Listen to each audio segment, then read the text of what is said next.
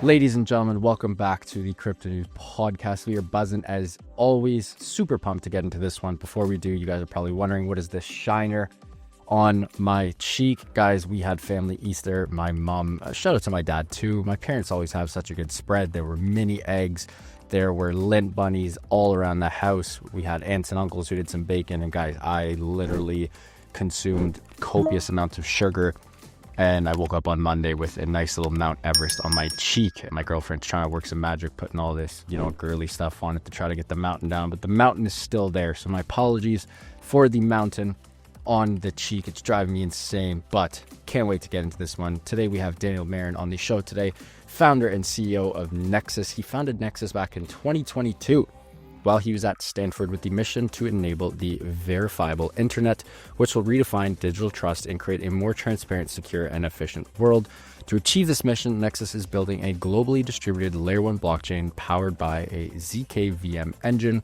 Daniel earned a Bachelor of Science in Computer Science from the one and only Stanford University. That must have been pretty sick.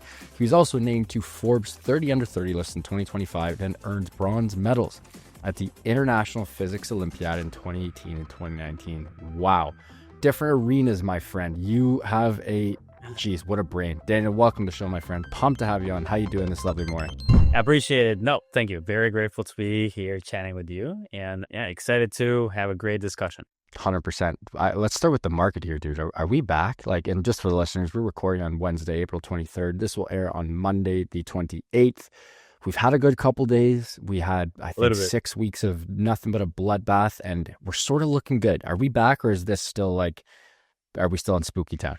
I think we're still in spooky time, but I think the fact that we're on spooky time does not mean that we should panic. In particular, we're in spooky time as defined by there's uncertainty in the markets, right? And so people are just holding off. They're like, okay, let's see what happens. However, I believe that what will happen and where we are right now is just uncertainty. But I think it will come back to normality within a few months. I can't predict, but I feel very positive. In particular, I feel positive because, the U.S. and the rest of the world right now see the industry in a very positive lens. And people like us and our friends, are relentlessly building. And we have a lot of exciting things too that will come up in the following months. And that just makes me very, very optimistic about the future of the industry. So this is like a hiccup, but I think it will be much better in the coming months. Yeah, well said there. Let's jump right into What do you think? I agree with you. I don't think the fat lady has sung yet, as the old saying goes, but just too much uncertainty in the world, too much macro stuff going on. I think this was a nice little green bump, but I think we have a bit more pain and a couple more weeks in Spooky Town before we really come out. But we've seen some huge announcements. Sol Strategies just announced a $500 million convertible note to buy a bunch of Sol. That's like the MicroStrategy of Solana. Palo, Arduino, along with SoftBank, they announced some multi-billion-dollar Bitcoin initiative. They're buying hundreds of billions of dollars of Bitcoin. So the inflows on the ETFs look good. Yeah, my thought process here is a little bit more stoic, which is like, whatever it happens. Both ups and downs give rise to opportunities for those who are well prepared. Yeah. And so, at least for us, we just adapt and, take opportunities as they come, so to say. Yeah, 100%. Let's jump into Nexus here. I am very curious about the founding story, because when you founded this in 2022, and perhaps I didn't do good enough research, but I feel like the mission was always to enable a verifiable internet.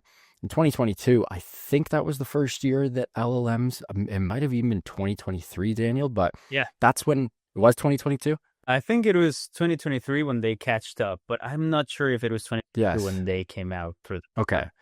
Because this really coincides with what you guys are building. Because over the next couple of years, and it is just a little side note I always throw in.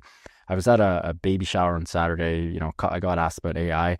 The amount of peers similar to our age, I think I'm a little older than you, but who don't even use AI every single day is wild to me. Oh. And how crazy the AI world is going to be over the next couple of years.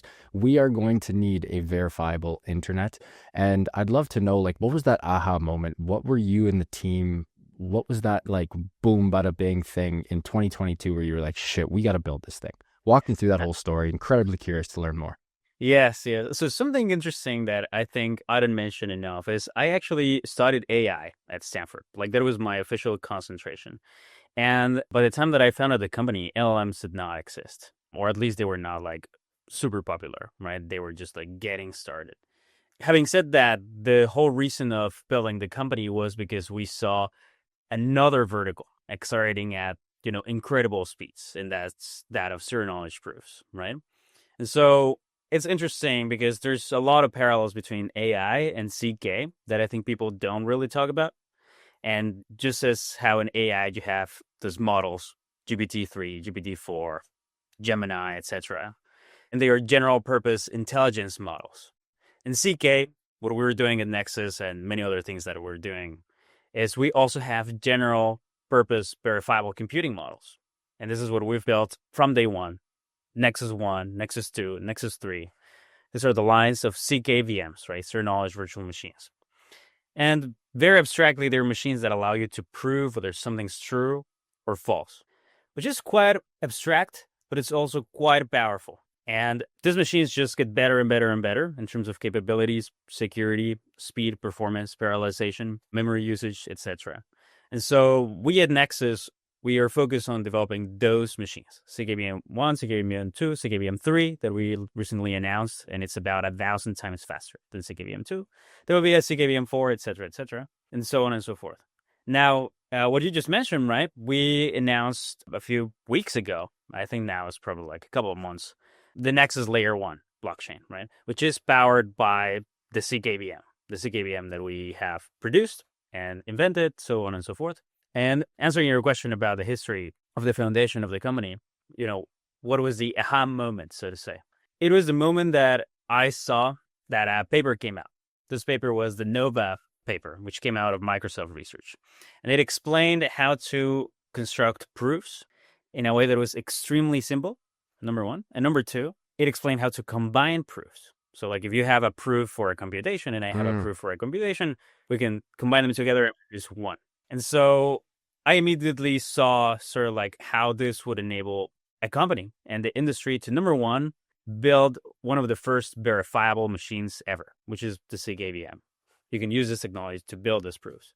But number two, how you could combine multiple machines that run this technology so that they could all work together as one. So essentially, we could build a very, very large distributed supercomputer system that would run like this gigantic computations. And the whole purpose of running the gigantic computations is to power a layer 1 blockchain that scales with the number of nodes it has connected, which is something that has never been seen before, right? As you may know, Matt, right? Like in traditional blockchains, when you have more nodes, it gets slower. It's pretty centralized. Exactly, right? But in Nexus, the more nodes that you have, the blockchain actually gets faster.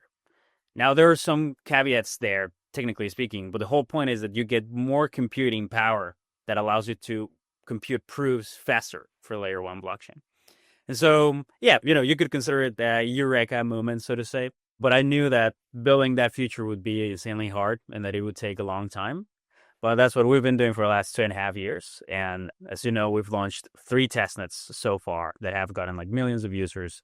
We've launched the very first version of the chain, right, which is an EVM compatible chain. And we're getting there. We're getting there step by step.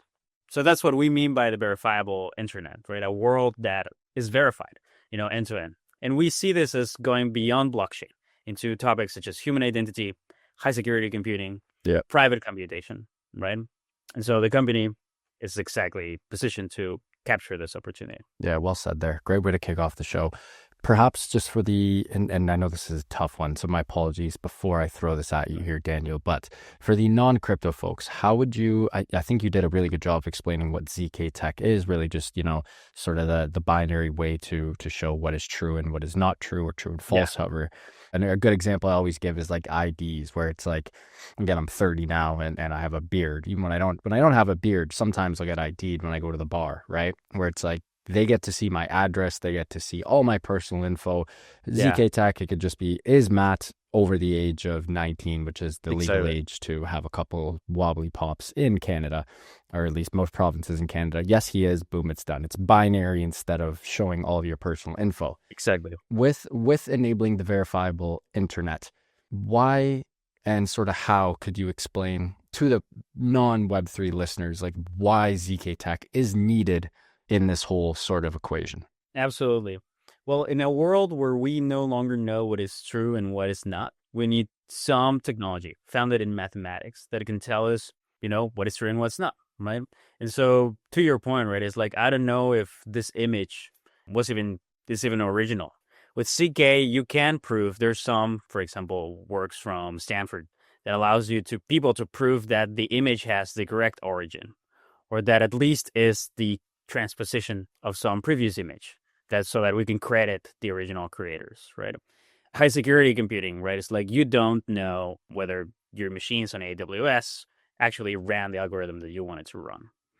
But with CK, it's pretty expensive today, but at least theoretically with CK, you can actually assert mathematically that Amazon or Google or whatever did not mess up with your computation. In the defense industry, right? Like if you're calculating super complex algorithms that will impact millions of lives, you would want your calculations to be correct, right? You wouldn't want to leave it to chance. And to your other example, identity, right? And agency. We would want to be in control of what we share with the world and what we don't want to share with the world, right? And if we only want to share a subset of our information, that should be possible without us having to rely on third parties, right? So it's a pretty broad statement, but anything that deals with truth. And Matt, recently we've changed our perspective on verifiability so that it is even more encompassing. Verifiable computation is part of it, but another part of it that some other great people are working on is verifying outputs. So, for example, if I have an AI model that tells me that 3 plus 3 is 5, how can I generate a proof that says Yeah. this is false, right? Yeah. And that's another topic, but everything that requires verifiability, we think we really need it when we don't know, when all we have is probabilistic guarantees. We want certainty. Yeah. Well said there. Another point I'd love to get into is how you guys how you full on dead ass aggregate unused computer power from devices around the world, laptops, smartphones, you name it. This is such a trend that I absolutely love. And again, for the non-technical folks, it's like the Uber of unused compute. I'm chilling on a MacBook Pro right now. I don't code. I have ran a local LLM before, but with the compute power I have, it's not that good. I definitely have tons of compute power that's being unused right now.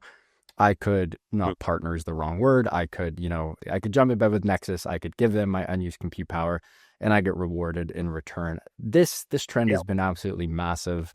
I guess this would technically be considered deep in, but it's sort of deep in, but sort of not deep in. Sort of. What do you think the future of this looks like? In the future, Daniel, I see like millions of companies having this similar model, not obviously executing it to the capability and ability that you guys have, but I just see a world where GPUs and compute power is going to be so needed, and we're just going to tap into the everyday Joe and Josephine but while also in conjunction running these massive multi-billion-dollar data centers. You know what I mean? Interesting.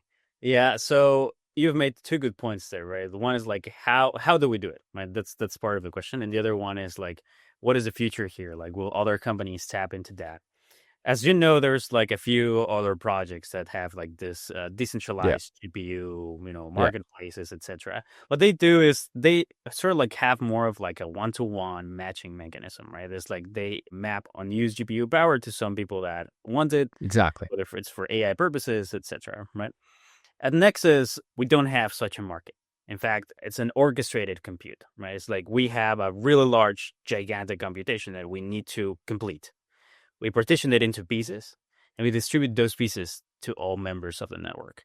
Then all of them work together as one to reconstruct the big computation, right? So like our goal at Nexus, quite literally, is to build the largest computations possible.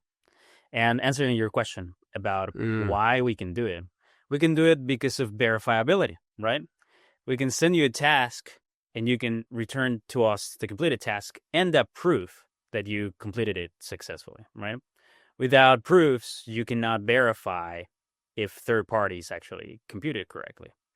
And then proofs have this nice property that they're aggregatable. You can combine them into one, right? And so the purpose of Nexus as this like distributed supercomputer system is to, at least to begin with, prove Ethereum blocks, right? So what we do is like we grab an EVM block or a sequence of EVM blocks, we throw them into the network. Then the network partitions them, distributes the tasks, and reconstructs them. And our hope is to build a system that is able to prove blocks at an insane capacity, right? And I'm talking about millions of blocks per second.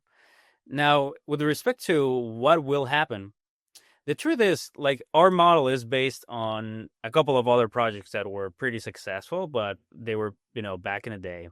SETI at Home, I don't know if you've heard of it, Matt. It was created at Berkeley and NASA.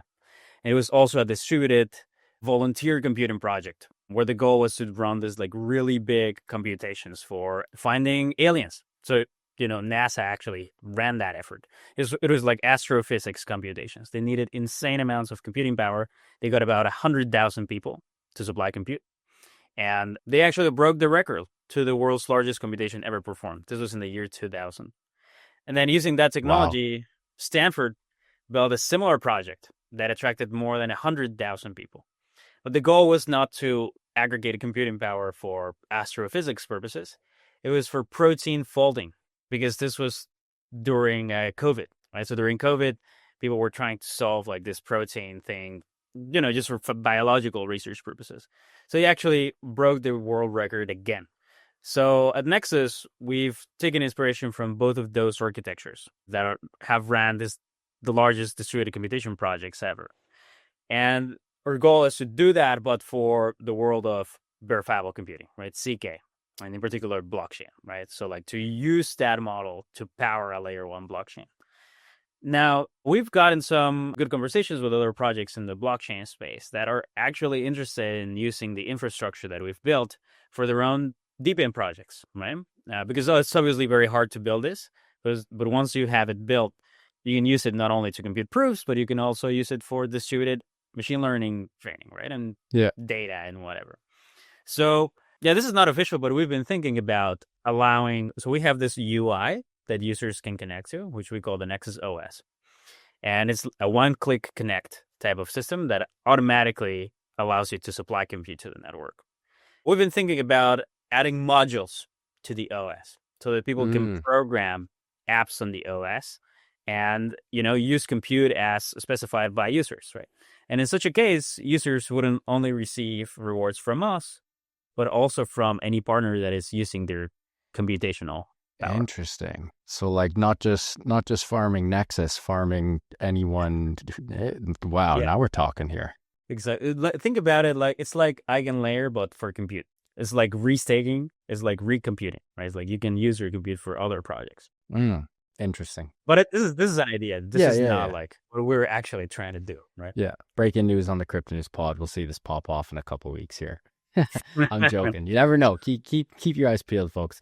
Daniel, you're on a roll here. We got to take a quick break and give a huge shout out to our sponsor of the show, PrimeXBT. We love PrimeXBT, longtime friends of the Crypto News pod, and of course, longtime friends of CryptoNews.com. We love them as they offer a robust trading system for both beginners and professional traders. It doesn't matter if you're a rookie or a vet. You can easily design and customize your layouts and widgets to best fit your trading style. PrimeXBT is also running an exclusive promo for listeners of the Crypto News podcast. Use the promo code CryptoNews50, that is CryptoNews50, all one word, to receive 50% of your deposit credited to your trading account. Again, CryptoNews50 to receive 50% of your deposit credited to your trading account. One thing, normally when we have someone on the show, Daniel, it's more, I don't want to say it's more broad, but usually the narrative and their sort of scope is more, it's more sniper-esque, where I feel like you guys, because of what you're doing in the verifiable computation space, like it can literally be used for anything. Perhaps I'm wrong there, but I feel like you guys have such a larger landscape, which could be a blessing or a curse, right? You're right. Exactly. Because, you have the blessing of it's such a larger total addressable market, but the curse of like, how do you sort of allocate where resources go because there's so many different friggin' angles of attack. Yeah. With that being said, sort of going beyond blockchain, like once this is really, really up and running, like how do you guys choose where to go to next? Are you going AI? Are you going identity? Are you going healthcare? Are you going the compute that's going to be needed for this new wave of molecular biology and physics and with, quantum? Like, how the hell do you like grab the sniper rifle and choose like, okay, once this bad boy is up and running, what is next? How the hell do you guys do that? So I would say that our sniper rifle, so to say, is the layer one blockchain, right? So like that's the most important, largest project that we will possibly ever build, right? And we hope that this layer one blockchain will run nodes on every device capable of compute. Gotcha.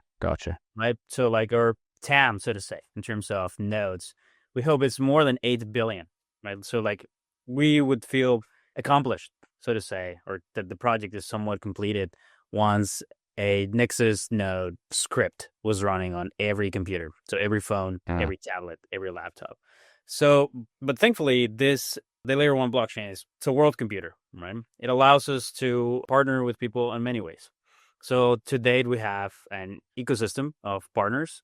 It has like about 50 companies, right? Medium size, larger size, smaller size.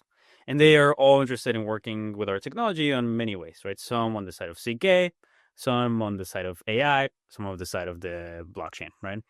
So answering your question, we have this laser focus on the layer one blockchain is the most important thing financially, strategically, etc. that we're doing. But thankfully, what this enables us to do is to leverage network effects, and we call them exponential effects, which is the more users that are connected to the blockchain, the more attractive it is for apps. The more apps there are, the more attractive it is for users. And the technology is getting battle tested in production on this testnets so that it becomes more and more and more robust. And by virtue of that, it becomes also more usable, which allows people to use the zkVM for identity, for privacy, etc., etc. And the company, we're fully in person, Matt. We're here in SF, at the epicenter of AI. What we like to think about is about flywheels, right?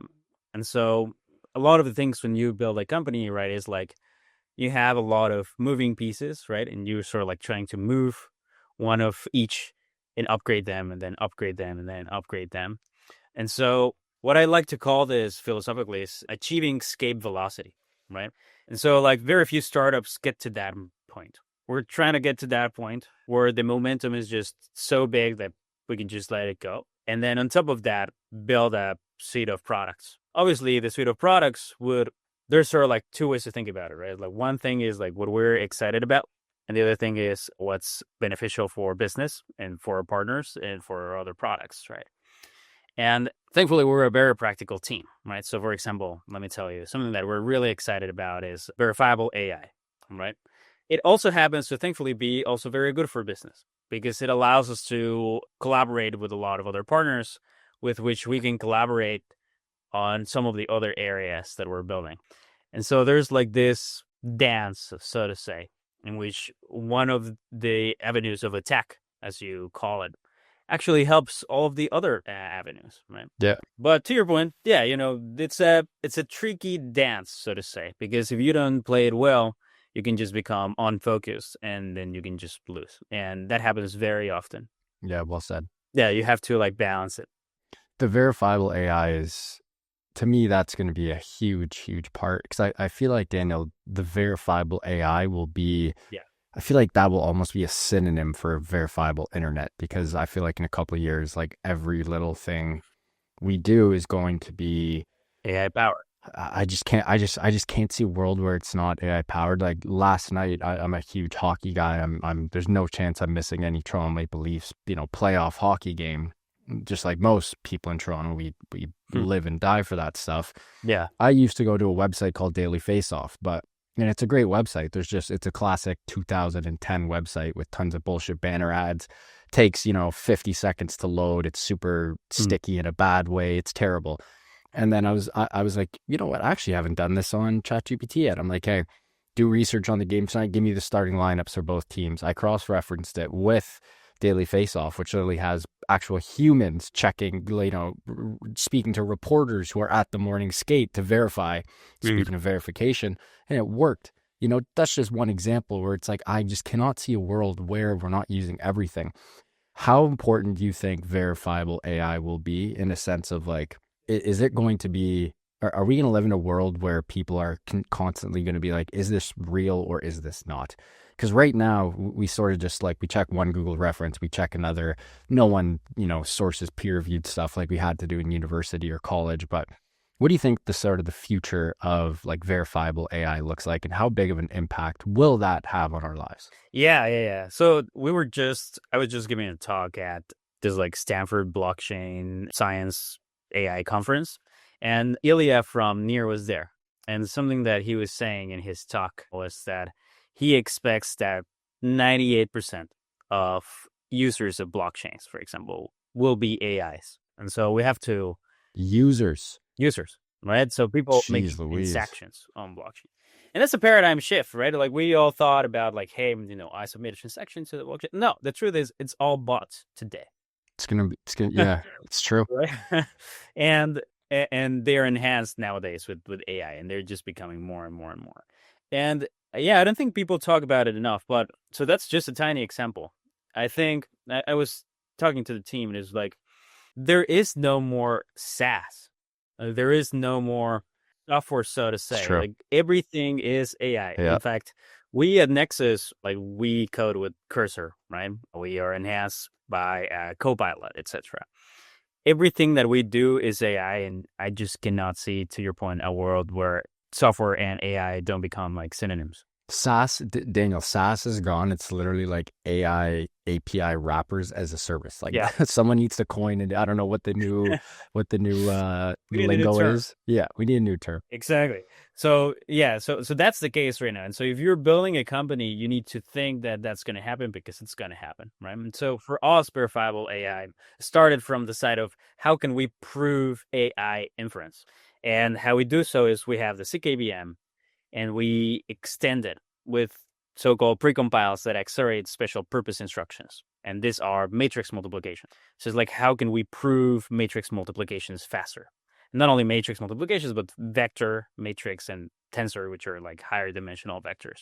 And this actually accelerates verifiable AI because you're proving the correctness of matrix multiplications.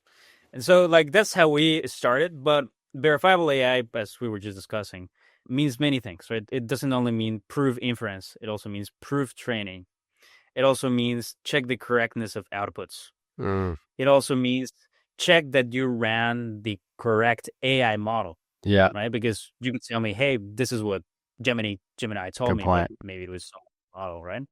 And so it takes this very wide approach. And not only that, it also, in my opinion, means how can we use AI to verify systems, which may not be AI, right? But verify means like, how do we know that they're behaving correctly? So to your point, I actually think we're pretty close already to a universe where we don't know if anything's true or false, right? It's like when you go to social media, sometimes you see like a video, I don't know if you're scrolling through your feed, and it's like, this feels weirdly AI. No, it's true. There's some wildly good deepfakes, like crazy good. Exactly, right? And so you don't know if that's true. And then when you look up on Google, right, since Google recently adopted AI and many other things on search, it provides you a summary. But this AI-generated summary is oftentimes wrong, right?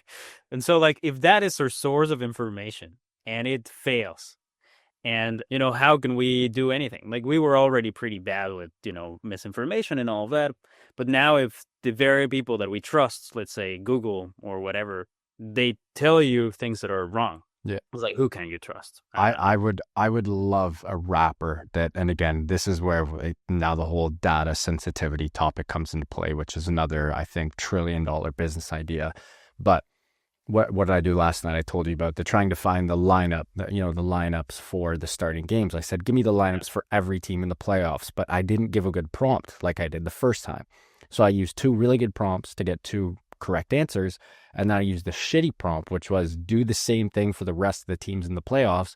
And I caught one where Evgeny Kuznetsov, who is now playing in Russia, ChatGPT had him as second line center on the Washington Capitals. I know this is a crypto pod and not a hockey pod, but it just goes to show where it's like, I would love if I could just like click one more button, even if it costs me heck $1, maybe $1 too much, 50 cents every time I want to click that button, or a monthly, subscription. And it just does one more check for me and knows exactly what I want to do, just to make sure that data is correct. Like we are there's such a need for this. And that's just a shitty example with no money on the line, right? What if I'm creating a pitch deck for someone, or what if I'm doing something for a client where it actually matters? That didn't matter at all. But the times that it matters, we're going to need that verification layer. So, it's great to see you and the team building stuff like this. There's this exciting line of research that we're excited about. Once again, sort of like expanding what verifiability means. So it doesn't only mean CK. Yeah. Which is Google has this alpha proof model. I don't know if you've heard of it, but it's essentially a deep. It's an LLM that is able to create mathematical proofs. And the proofs are either correct or they're not. Right? There's no in between. The question is, how can you check whether the proof is correct? And this is a line of research that it happens that you can actually verify it. Like you can encode it in math, and then you can check if the proof is correct. And then you can have like a reinforcement learning loop, which is like the LLM tries to produce like a mathematical proof. And then if it's false, it tries again, right? Until it gets it right. And so there's this idea of having like adversarial AIs, to your point, right?